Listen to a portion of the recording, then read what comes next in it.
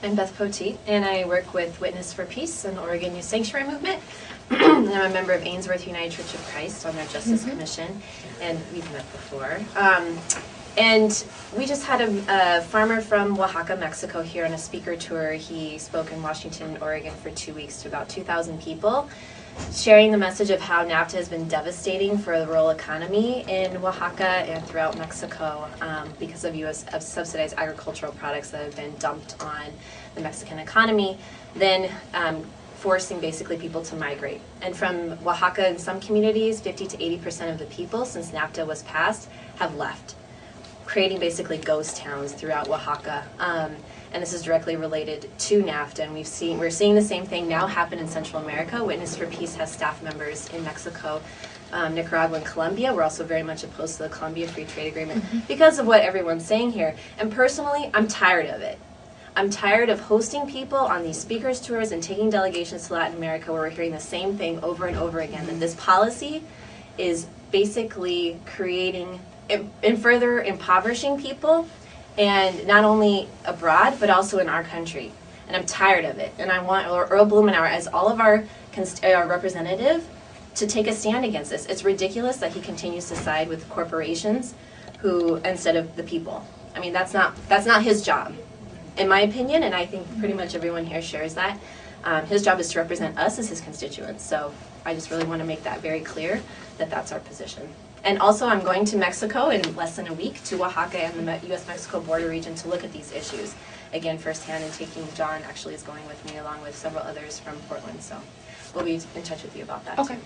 But Panama is a notorious tax haven for American corporations that offshore their profits. And if we rush to passing the Panama Free Trade Agreement, that could lock in that procedure and make it much more difficult to address those issues. I'm John Munson. I'm the Executive Director of the Oregon Farm Worker Ministry.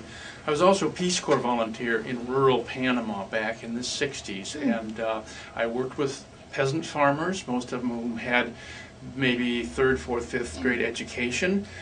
We formed cooperatives. I was back there last March, and the cooperatives are still operating.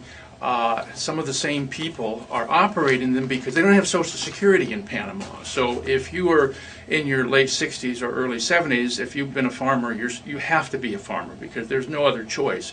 And I know from experience and experiencing these people that if the Panama Free Trade Act is passed, that will be the end of their ability to sell their crops at a price that they can afford, and it will be devastating for them. We know that Earl Blumenauer worked on the Peru Trade Agreement, and we are very aware that the Peru Trade Agreement is not a step. Is not the fair trade that we're looking for.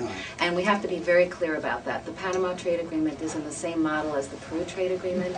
It has some small cosmetic modifications of NAFTA and CAFTA, but it does not constitute fair trade because they don't give for instance, they have the International Labor Organization general principles, but Peru Trade Agreement and the Panama Trade Agreement and the Colombia Trade Agreement do not have the conventions, the precedent in law that is needed to really enforce a trade agreement and give it labor and environmental protections.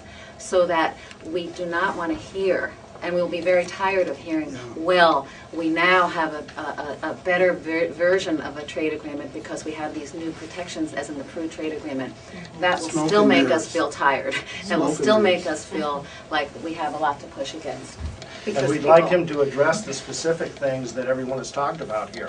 For instance, why does he not support the Trade Act? We need him to communicate with us as to why he's taking these positions.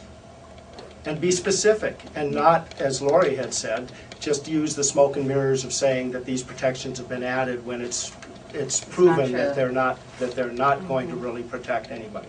He's taking a position against us in favor of against the people that voted him in. Right. And in fact, there's so many of us that we represent, and we're just a little piece of it. But we've put him in, we've supported him, we've agreed with him on a lot of things, but this is so puzzling, confounding, that he continues down this road to support big business. And it's so corporations. fundamental.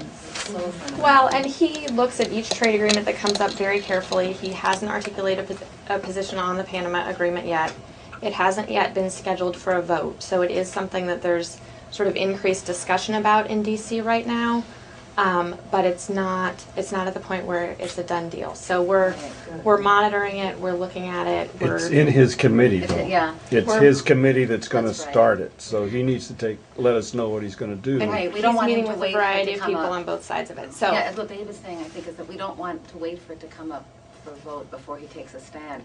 He needs to take a stand early on so that it won't come up for a vote. Yeah. It shouldn't come up for a vote. In a Congress that's a Democratic-controlled Congress with a Democratic president, this should not come up for a vote. I mean, under a Republican Congress with a Republican president, things that we want wouldn't come up for a vote. This shouldn't even come up for a vote. A lot of members ran on the no more NAFTA promise, including Obama. He said, we'll go back and take a look at NAFTA. So I personally feel betrayed that he's not only not going back to look at it, but also pushing more forward.